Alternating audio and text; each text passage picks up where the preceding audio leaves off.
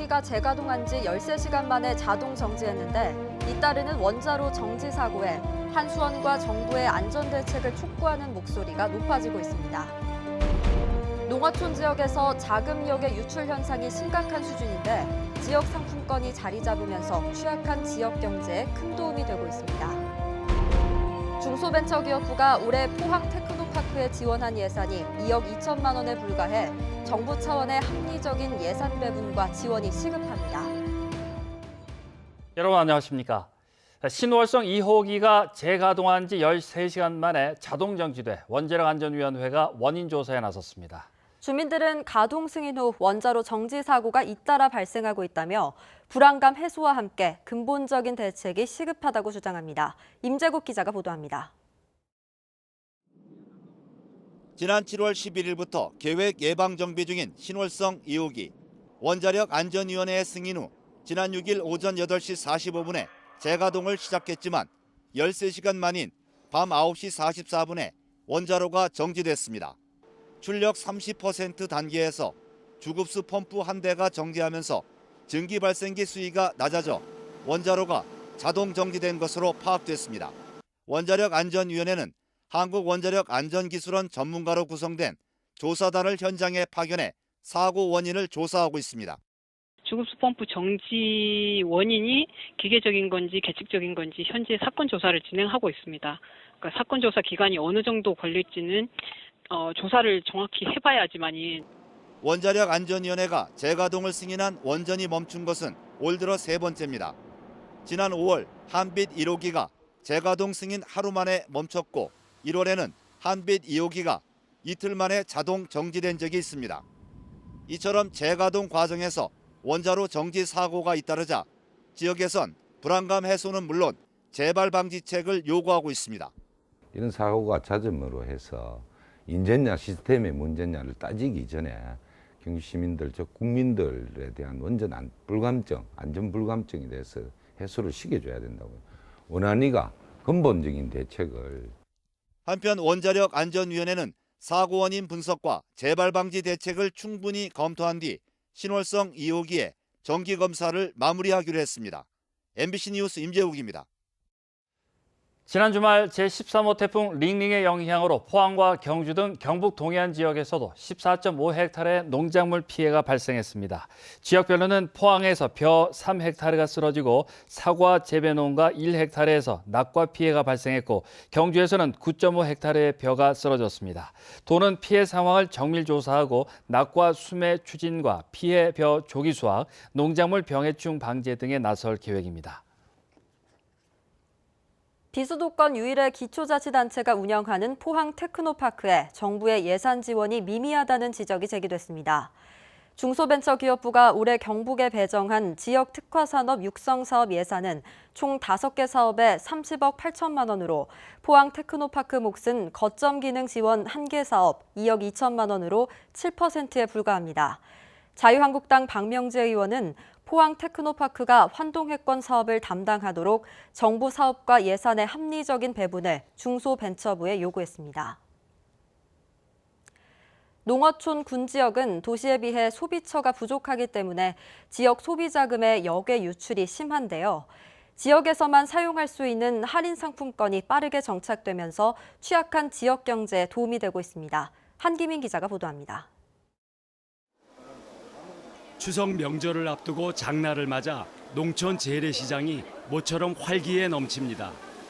물건값을 치르면서 현금 대신 지역 상품권을 주고받는 모습이 이젠 낯설지 않습니다. 영덕군이 액면가의 5%에서 10%를 할인해 주는 대신 지역에서만 사용할 수 있는 영덕사랑 상품권을 도입한 건 지난해 2월. 지금까지 판매액은 53억 원으로 도시 지역보다 적은 규모지만 활용도를 알 수 있는 환전액은 80%인 42억 원으로 1년 반 만에 빠르게 정착되고 있습니다. 사용처를 업종별로 보면 소매업이 59%로 가장 많고 그 다음으로 주유소와 음식점, 심지어 숙박업소와 개인 택시까지 다양합니다. 인근 도시의 고객을 빼앗겼던 상인은 지역 상품권이 반갑습니다. 아무래도 20, 30 30대, 40대 고객님들이 많이 넣으셨죠. 도시로, 외지로 가서 쇼핑하시던 분들이 영덕 내에서 많이 소비하세요. 상품권 가맹점도 본사가 다른 지역에 있는 직영점과 주점 등을 제외하고 1,200여 곳으로 풍부해 지금까지 성인 4명 중 1명꼴로 구입했습니다. 모든 상가나 시장, 가게 통용이 될 수 있는 상품권이기 때문에 또 사용이 편리하고 또 10% DC라는 그 인센티브가 있기 때문에 저희들이 자주 찾게 됩니다. 영덕구는 상품권 발행과 운영에 국비 등 4억여 원의 예산을 썼지만 53억 원이 유통돼 지역의 경제적 효과는 10배가 넘는 것으로 분석하고 있습니다.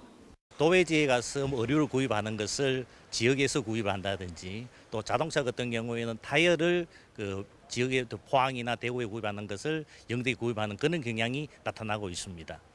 영덕구는 이른바 상품권 깡 등 부정 유통을 막기 위해 현재 1인당 월 50만 원인 구매 한도는 그대로 유지할 방침입니다. MBC 뉴스 한기민입니다.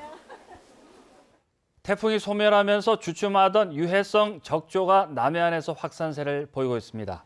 전남과 경남 남해안에 적조주의보가 내려진 가운데 국립수산과학원은 어제 오후부터 경남 남해군에서 통영시 한산면 동쪽에 적조 경보를 발령했습니다. 포항과 경주 등 경북 동해안시군도 적조가 동해안을 따라 북상할 수 있다며 수온이 떨어지는 오는 20일까지를 고비로 보고 예찰 활동을 강화하고 있습니다.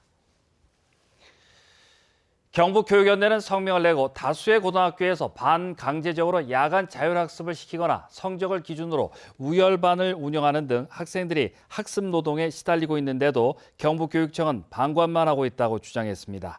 교육연대는 소수의 성적 좋은 학생들을 위해 다수의 학생들을 들러리로 만들고 있다며 학생들의 다양한 요구를 수용하는 진로 교육을 위해 인프라 구축에 적극 나서라고 밝혔습니다. 한편 최근 경산의 모 고등학교에서 성적 우수 학생들을 모아 각종 편법을 동원해 특혜를 주면서 교육계에서 우려의 목소리가 커지고 있습니다. 1969년에 건립돼 수산물 저장과 얼음 창고로 사용됐던 포항 수협 냉동 창고가 문화 공간으로 탈바꿈합니다. 포항 스틸 아트 페스티벌 기간 동안 시민들에게 공개해 활용 방안에 대한 의견도 모을 계획입니다. 한 주간 문화 소식과 함께 홍태균 아나운서가 전합니다.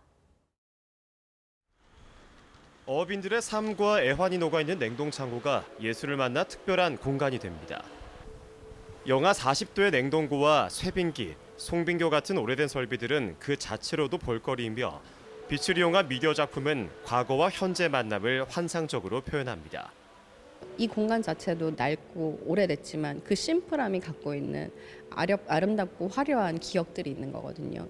시민들이 그걸 다시 기억을 하고 되새김질을 한다면 이거 자체가 되게 의미가 있을 것 같아요. 지난해 폐업된 공간이 공개된 것은 포항 스틸아트 페스티벌을 맞아서입니다. 축제 기간 동안 영화제와 미술교육, 인문학 강의 등 20여 회가 열립니다. 포항시와 함께 역사를 함께한 건물입니다. 이 건물을 통해서 포항의 새로운 문화도시로의 발걸음을 시작하고자 선택하게 되었습니다. 지난 50년의 세월을 아로새긴 냉동창고의 구체적인 활용 방안은 아직 확정하지 못한 상태. 시민들과의 만남을 통해 논의가 진행 중이며 축제 기간 열리는 다양한 프로그램을 통해 방향을 잡아나갈 계획입니다. 이어서 이번 주 문화 소식입니다. 2019 추석 특집 공연이 경주 교촌 한옥마을과 월정교 일원에서 한가위 민속놀이 한마당이 국립경주박물관에서 특별전 제로가 포항 시립미술관, 마티아스 괴른의 조성진 그리고 슈베르트가 경주 예술의 전당에서 펼쳐집니다. MBC 뉴스 홍태균입니다. 경상북도는 추석 연휴인 12일부터 15일까지를 비상진료 및 감염병 관리 대책 기간으로 정하고 응급의료기관과 문 여는 병원, 약국을 지정했습니다. 경북 동해안시군에서는 권역응급의료센터로 성모병원이, 지역응급의료센터로 세명기독병원과 동국대의대 경주병원이 지정됐습니다. 또 지역응급의료기관으로는 포항의료원과 S포항병원, 조은설림병원, 울진군의료원, 울릉군 보건의료원이 지정됐습니다. 경주시는 2019년 정기분 토지분과 주택 2기분 재산세 13만 건 408억 5천만 원을 부과 고지했다고 밝혔습니다. 이번 재산세 중 토지분 475억 원은 전년 대비 7.7% 증가했고 주택분 37억 5천만 원은 33억 5천만 원은 전년 대비 2.6% 증가했습니다. 주요 증가 사유로는 과세 자료의 정비와 개별 공시지가의 현실화로 인한 상승, 신축 주택과 개별 주택 가격 상승 등입니다. 2020학년도 대학 수학능력시험 응시 원서 접수 결과 경북에서는 22,362명이 지원해 지난해보다 1,902명이 감소했습니다. 이 가운데 재학생이 19,000여 명으로 86% 차지했고 졸업생은 12.4%인 2,764명으로 나타났습니다. 성별로는 남학생이 전년보다 1,031명 감소한 11,204명, 여학생은 전년보다 871명 감소한 11,158명입니다. 오늘 낮 동안 최고 기온이 30도를 넘어가면서 남부 동해안에는 폭염특보가 발효됐습니다. 내일도 한낮에는 기온이 30도 가까이 치솟겠습니다. 안수진 기상캐스터입니다. 오늘 포항과 경주에는 낮 1시를 기해 폭염주의보가 발효됐습니다. 해가 지고 나서는 바람이 불어오면서 낮더위가 무색하게 선선해졌는데요. 내일도 낮 최고 기온 30도 가까이 치솟으면서 덥겠습니다. 낮과 밤의 공기의 온도가 확연히 다르기 때문에 건강관리에 주의하시기 바랍니다. 내일 울진에는 동풍의 영향으로 오후까지 5에서 40mm의 비가 내릴 가능성이 있습니다. 울릉도와 독도에는 오전까지 20에서 60mm의 비가 예상되고요. 오후부터는 소강 상태에 들겠습니다. 내일 비가 내리는 지역으로는 돌풍과 함께 천둥, 번개 치는 곳이 있겠습니다. 자세한 내일 날씨 알아보겠습니다. 내일 흐리고 울진에는 한때 비가 내리겠습니다. 아침 기온 22도에서 24도, 낮 기온은 27도에서 30도입니다. 울릉도와 독도는 오전에 비가 내리겠고 이후에는 구름만 많이 지나겠습니다. 아침 기온 울릉도 23도, 독도 24도, 낮 기온은 울릉도와 독도 27도입니다. 동해상으로는 곳곳에 비가 내리는 가운데 바다의 물결 동해 중부 해상에서 최고 1m, 동해 남부 해상에서 최고 1.5m까지 일겠습니다. 모레는 오후 한때 비가 내릴 가능성이 있고요. 연휴가 시작되는 목요일부터는 대체로 구름만 많이 지나는 가운데 기온은 평년과 비슷하거나 다소 높겠습니다. 날씨였습니다. 경상북도 보건환경연구원이 추석 명절을 앞두고 실시한 제수용품 등 성수식품에 대한 안전성 검사 결과 모두 적합한 것으로 나타났습니다. 이번 검사는 도내 지자체가 의뢰한 221건의 농산물과 수산물, 조리식품에 대해 잔류농약, 중금속, 미생물 오염도 등을 조사했으며 일부 농산물에서 잔류농약이 미량 검출됐지만 모두 기준치 이내였습니다. 임금 채물이 해마다 증가해 지난해 1조 6천억 원을 넘은 것으로 나타났습니다. 고용노동부 자료에 따르면 임금 체불액은 2015년 1조 2,993억 원에서 2018년 1조 6,472억 원으로 26.8% 증가했으며 올 들어 지난 7월까지 체불임금도 1조 112억 원에 달했습니다. 임금 체불 노동자는 2018년 35만 1천여 명으로 3년 전에 비해 19% 늘었으며 체불된 임금을 정부가 대신 지급하는 소액 체당금 지급액도 2018년 1,865억 원으로 3년 전보다 5배 이상 늘었습니다.